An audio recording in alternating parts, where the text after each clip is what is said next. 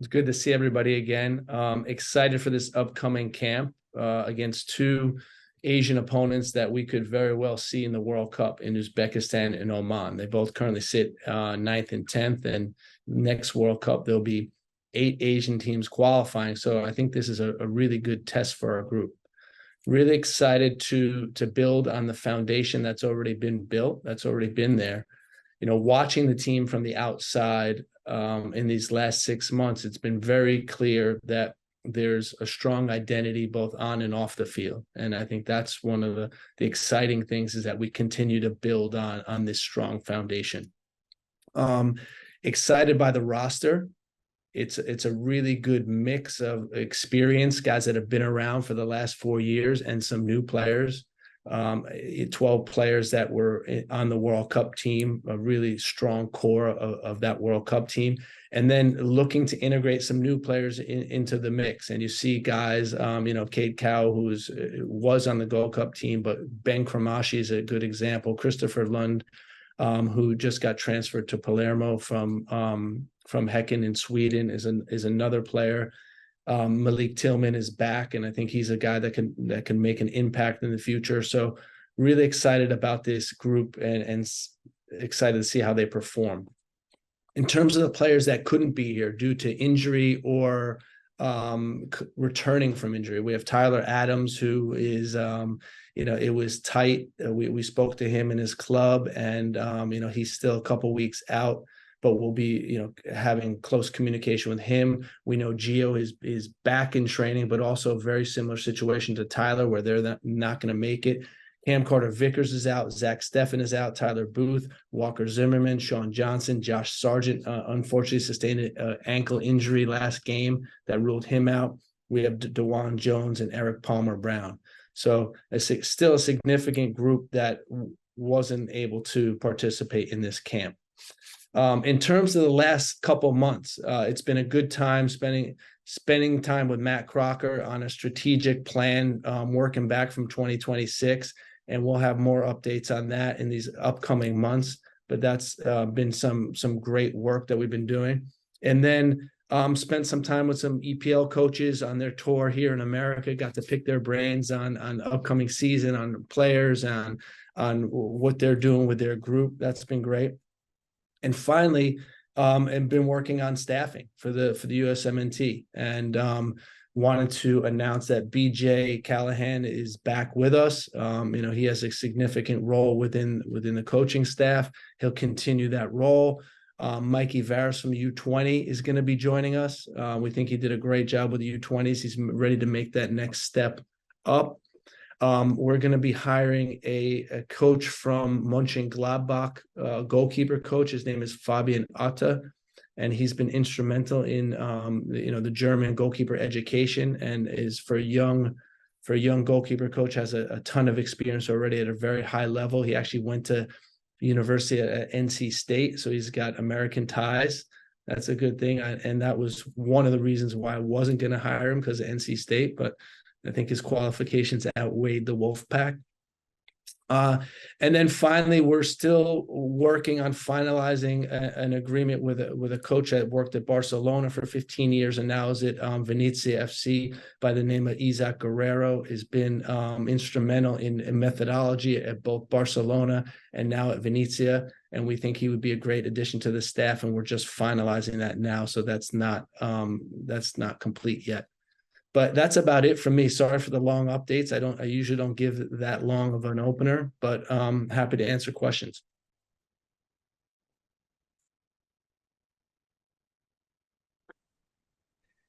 Thanks, Greg. We'll begin with Doug McIntyre from Fox. Thanks, Michael. Greg, good to see you. Welcome back again. We'll start obviously with the interview you gave there. You mentioned you hadn't spoken to Gio yet, and that you wanted to do it, in your words, the right way. What is the right way in your mind, Greg? Well, those are conversations that I look forward to, and it's just understanding sensitivities around it, right? I mean, he's a young player. I think for everyone involved, it's been a lot for the last 6 months, and we just want to do it in the best possible way to put him in position to help the team in a way that we know he can. And unfortunately, he was ruled out for this camp. But I look forward to continuing to monitor his progress at Dortmund and hopefully getting him back into camp in October. Next will be Henry Bushnell from Yahoo. Thanks, Michael. And hey, Greg, appreciate your time. Hey, I wonder if you can give us a bit more detail on I know you said you'd talk about it at a later date, but detail on your meetings with Matt and just the past couple months, maybe more broadly, like how much of it was Matt bringing, new ideas to you? How much of it was you telling Matt or maybe other people at the Federation what you need over the coming 3 years in terms of resources and support? How much of it was player pool, depth chart stuff? How much of it was, opponents? Can you give us a bit more detail on that? Yeah, and we will get into this more later, but it was everything. That was the great part of the meetings. We spent 3 days together and really dissected every area of the USMNT, whether it's scheduling, player pool, programs they want to implement, and basically working, creating a strategic plan on working back from what we want to achieve, and then saying, okay, here are some buckets that we're gonna look to exploit, and let's think of programs in each of these buckets, and let's work on how we're going to be successful in all these areas. So it was a really good time, and I think productive, especially when now we can start unveiling this to the staff and to the players. Next will be Paul Tenorio from The Athletic. Thanks, Michael. Thanks, Greg. I wonder, if you could speak, there's a lot of guys on this roster, let alone the full pool, who changed clubs this summer. What's your take on kind of where they landed and how that impacts their growth as players, and obviously the knockdown effect of how it affects the national team and the expectations around this group? Because it was important, I think, especially to see guys like Christian go from a big club like Chelsea to another big club where the expectations are high. How happy are you with kind of where all of those guys who were in flux ended up landing? Thank you. Yeah, so they all have different scenarios, right? I can't just give a one answer across the board, but when I look at a guy like Christian, for example, and after speaking to him, you can see that his confidence is very high. He feels valued in his environment. And those are two key components to performing well, having confidence and feeling valued. And so when players find those opportunities, we're happy for him. And in this particular case, it happens to be going from a big club to a big club where he's, actually in Chelsea, he wasn't going to be playing Champions League, and now he's playing Champions League. So in this particular case, I think it worked out great. And, all we're doing as national team coaches, as national team staff, is just trying to support the players in whatever environment they're in. We're watching all their games. We're able to have video clips prepared for them, and we're able to talk to them about, what's being asked of them in their environment. And then eventually, it's about us building relationships with those clubs, whether that's in management or with coaching or with medical or high performance, that we're really able to share information and help this player grow both in and out of camp. Next will be Ron Blum from the Associated Press. Hey, Greg. Hey, Ron. Aside from Gio, looking back at the Howe Institute talk, do you have to explain either individually or to group the players of what went on and any regrets you have from going semi-public that day with what occurred?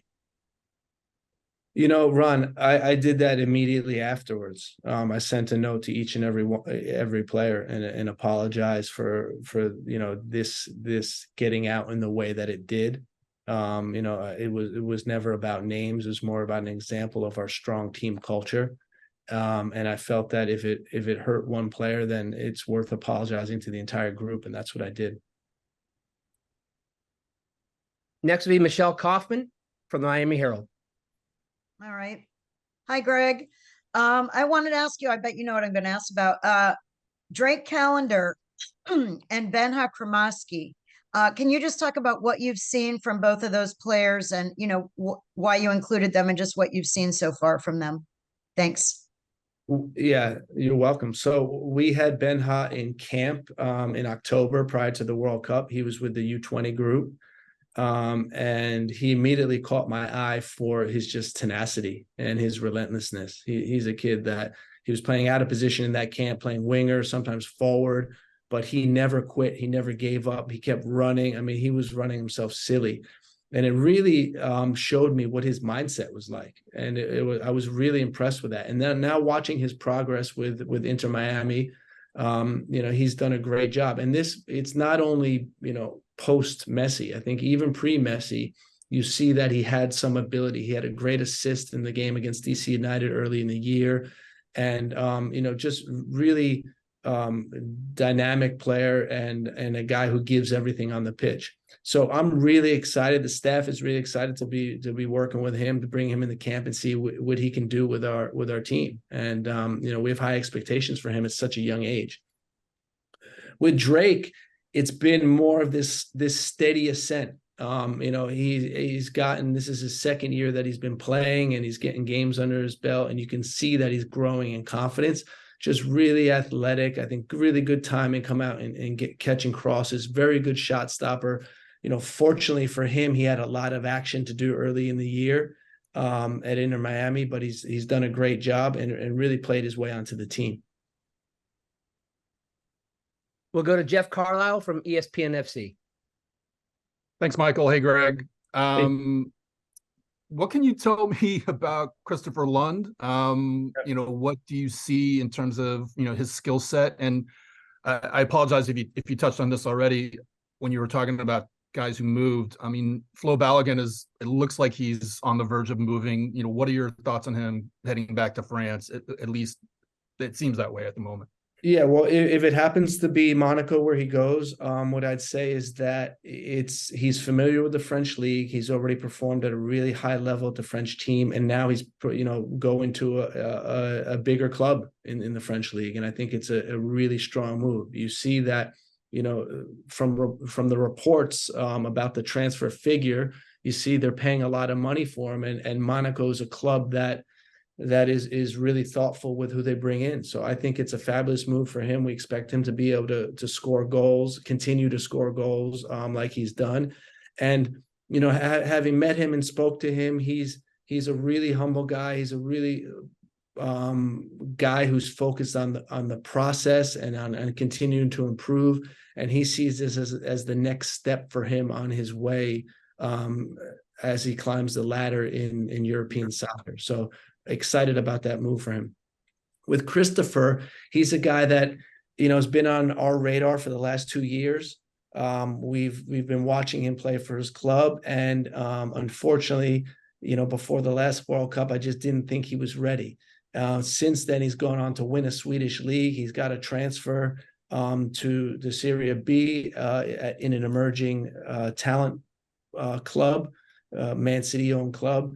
And, we think that he could potentially fill the void that we had at the left back position in terms of our depth. That's something that we've struggled at for a while. Anthony Robinson has been the clear starter, is a fantastic player, but no one's really grabbed that second position. And we're seeing what he can do and if he can challenge for that spot. Next will be Jonathan Tannenwald from the Philadelphia Inquirer. Thanks, Michael. Hi, Greg.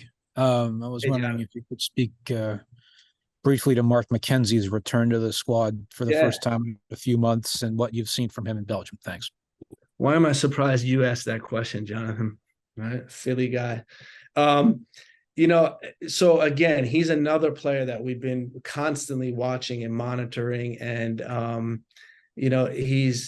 his team has been competing for the Belgium title. They've had a great, actually a crazy end to last season, but he's always been playing at a top level in Belgium. And, for us, when we're looking at this pool, the center back pool in particular, with a couple guys out, we think this is a great opportunity for him. And, it was a decision we made between him and Austin Trusty, and we felt like this is a good moment for Mark, a good opportunity for Mark to show that he belongs with this group. And, he has been developing, he has been improving his game. And he's a steady contributor to a top team in Belgium, and we know him. He's played with us in the past, so excited to see how he takes everything he's been doing in Belgium and brings it to the national team. We'll go to Kyle Bond. Hey, Coach. Thanks, Mike. Thanks, Greg, for your time. Appreciate it. I'm wanted to ask about Chris Richards. He's called in again, clearly an important player to this group, but struggling to get minutes at the club level. So just wondering what your thoughts are on his situation and how he continues to help the international squad. Yeah, and listen, that may change in the next couple of days, right? That's not set in stone, but you're absolutely right with his involvement so far. He played in the cup game yesterday, which they won 4-2. That was good to see a victory in that. But we see him as an important piece to what we're doing. I think he's got a tremendous amount of potential. For him, it's about what you mentioned, is about getting game minutes and staying healthy. He's a great guy, great competitor, and again, looking forward to having him back in camp. His last camp went really well with the Nations League and scoring a goal, and we think that he'll make a big impact in this camp. But also excited to see what the future brings for him. Next will be Brian Sciaretta from American Soccer Now. Thank you, Michael. Thank you, Greg.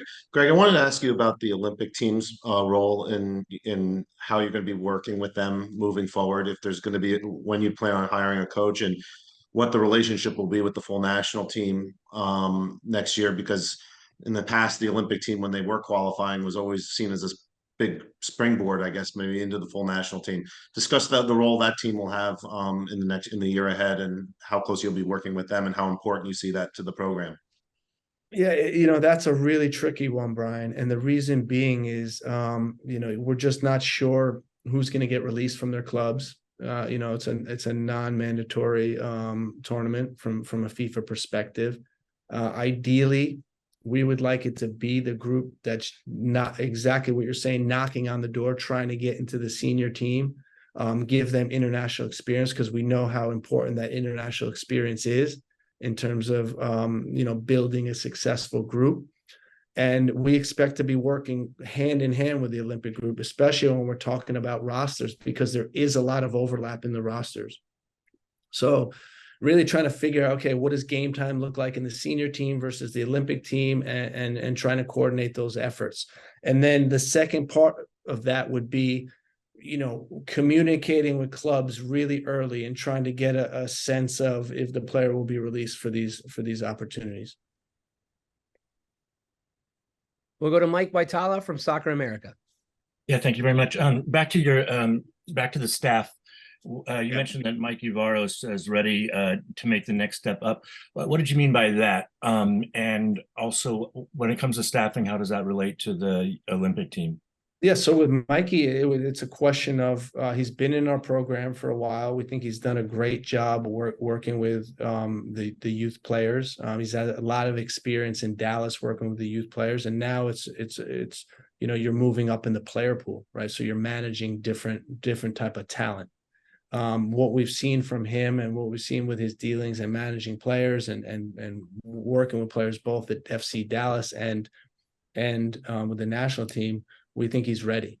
He took part in a camp that we had in October, the pre-World Cup camp. He was coaching U20s, and he was able to work with our staff and integrate with our staff. And the exchange of ideas, the understanding of the game model was clearly there. That we felt this is a great move for our senior team as well.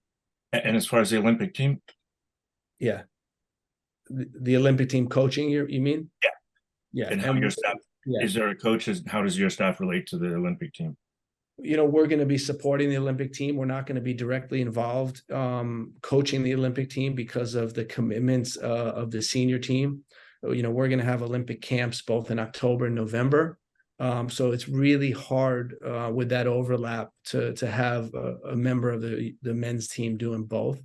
So we're going to hire a separate coach for that, and I'm sure there'll be an announcement shortly that will fill that in.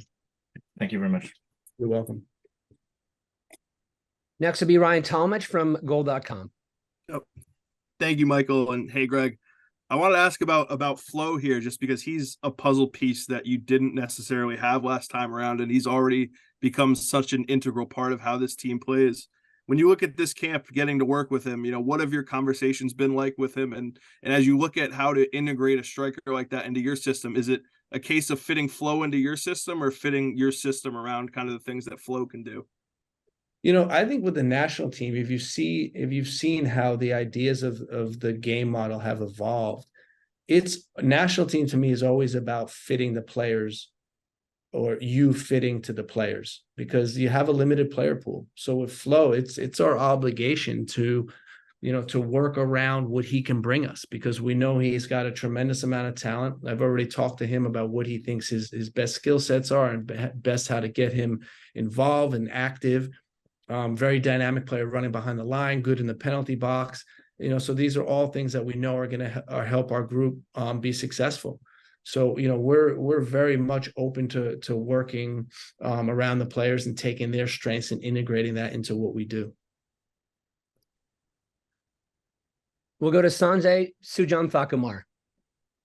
Thank you, Michael. Nailed it as always. V Gates, Greg. Thank you. Question about a couple of those Olympic eligible guys. First one is Paxton Aronson. We didn't see him in the summer as he wasn't released for the U20s and he wasn't in either senior competition.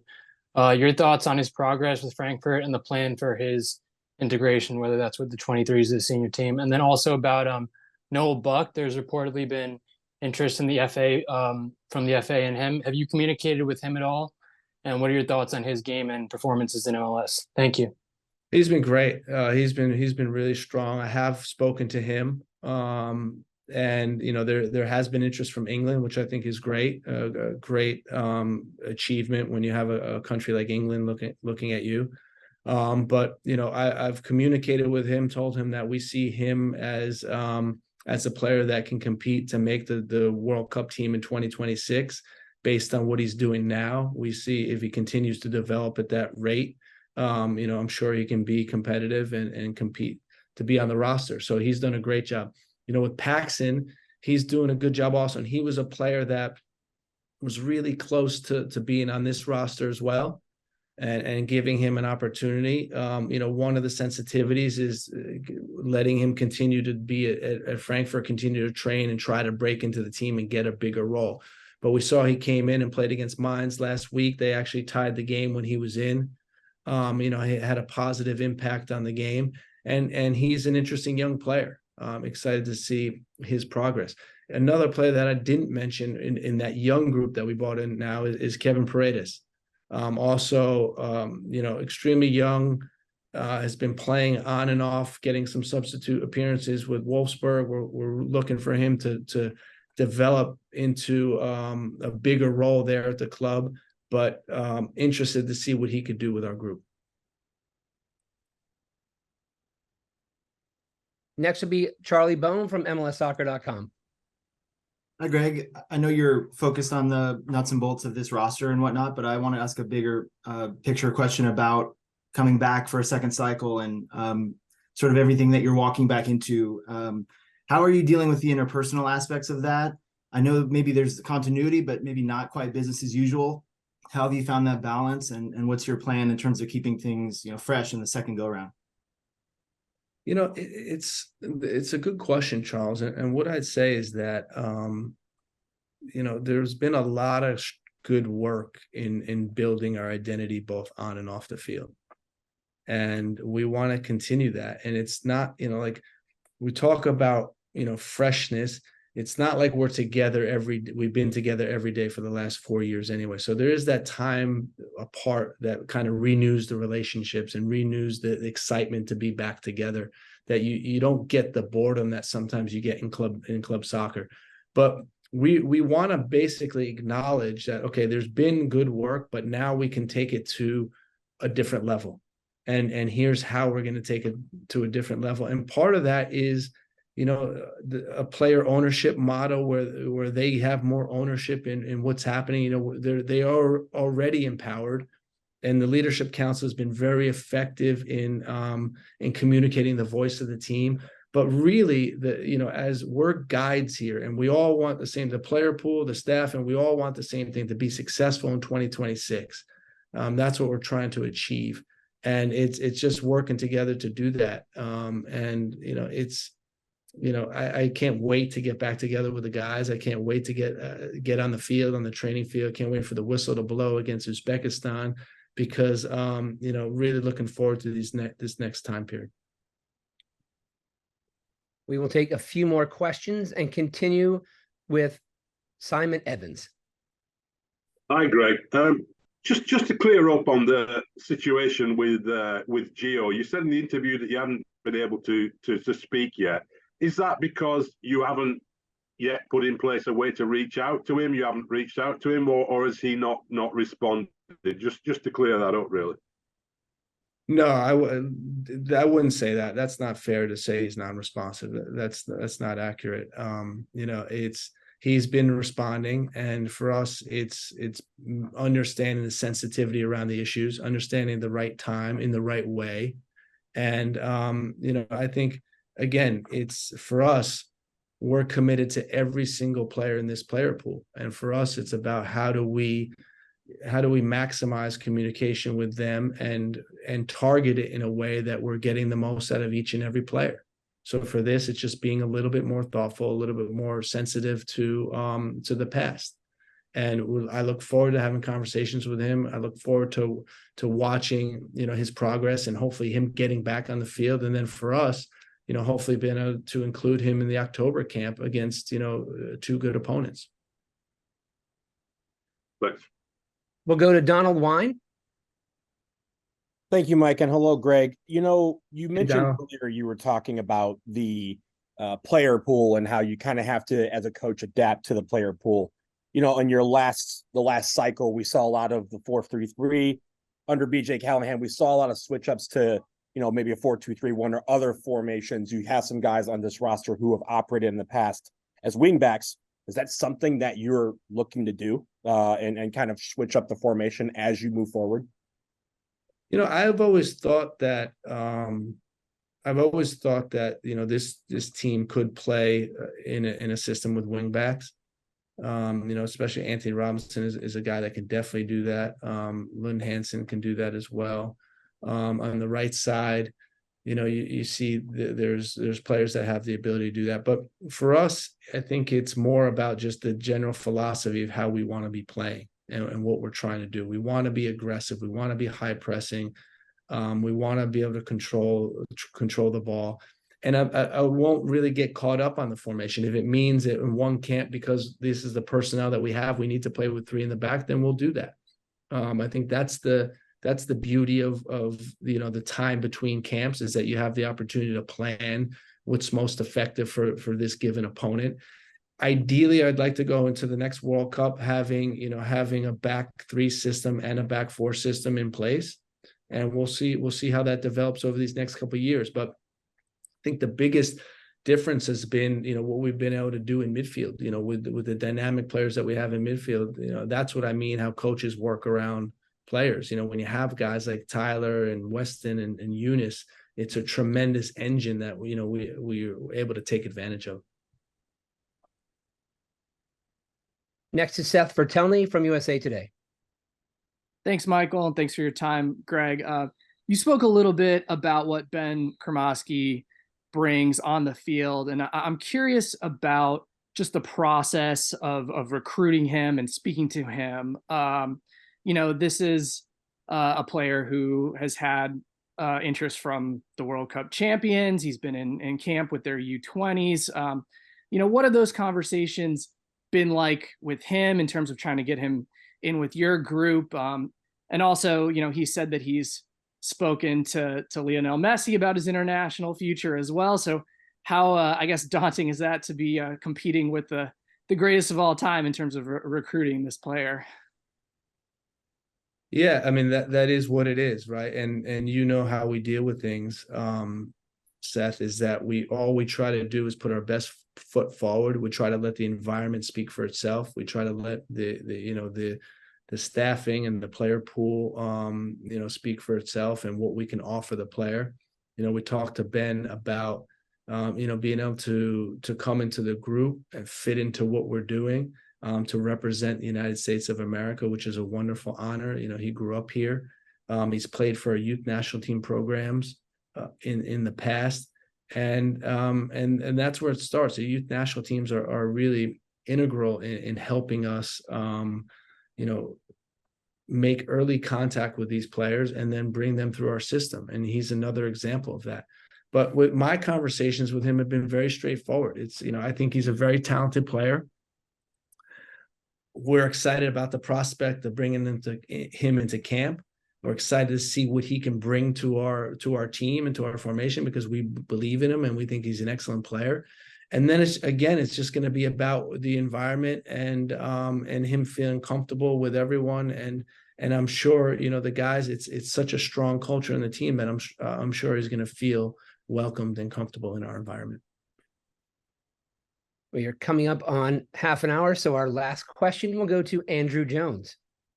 Thanks, MK. Hope the rest of the summer's gone well for you, and welcome back, Triple G, Greg, to this whole position. Wanted to ask you, with John Herman was very much supportive of you, particularly throughout the CONCACAF tournaments and your friendship. Talk about his departure from Canadian men's national team and going to Toronto FC, as well as you being part of the Lionel Messi intro video, how that came to be in that whole video montage that you were part of. Yeah, so Inter Miami asked me to do that, to welcome him, I guess, as being the national team coach. They thought it'd be nice to have the national team coach welcoming Leo into it. But on second thought, I shouldn't have done it. I heard I got some jeers from the crowd. So now I'm not doing that anymore for Inter Miami. No, I'm just kidding. That's a joke, Andrew. It's good to see you, though, Andrew, again. No, listen, I think the first thing is hats off to Inter Miami and the ownership group of the Moss brothers and David Beckham for what they've done for MLS. You have this idea of what it could be, of what MLS is, and then you totally break the mold by getting someone like Messi and taking it to a different level. It's been amazing exposure. I've been watching all the games. I went to the Leagues Cup final, which was an amazing event. Two teams really competing hard against each other for a title. And overall, it's blown me away, the impact that Lionel Messi can have. And not only him, but when you bring Busquets and Alba into it, how it can translate onto the field. Right. That's been interesting, really interesting to watch. Regarding John, I'm sad to see him leave the international circuit, so to speak. I enjoyed competing against him. He's a fierce competitor, and you have to be at your best to beat him. But we will remain friends, and happy to support him in any way. And now I can use him as a resource, because he'll actually talk to me about international stuff, because we're not competing anymore. So I think it's the best of both worlds. But I wish him all the best at TFC. I'm sure he's a prepared guy. He's a thoughtful guy. He's really good at aligning a team around a vision, and I'm sure he's going to do that in Toronto and be successful.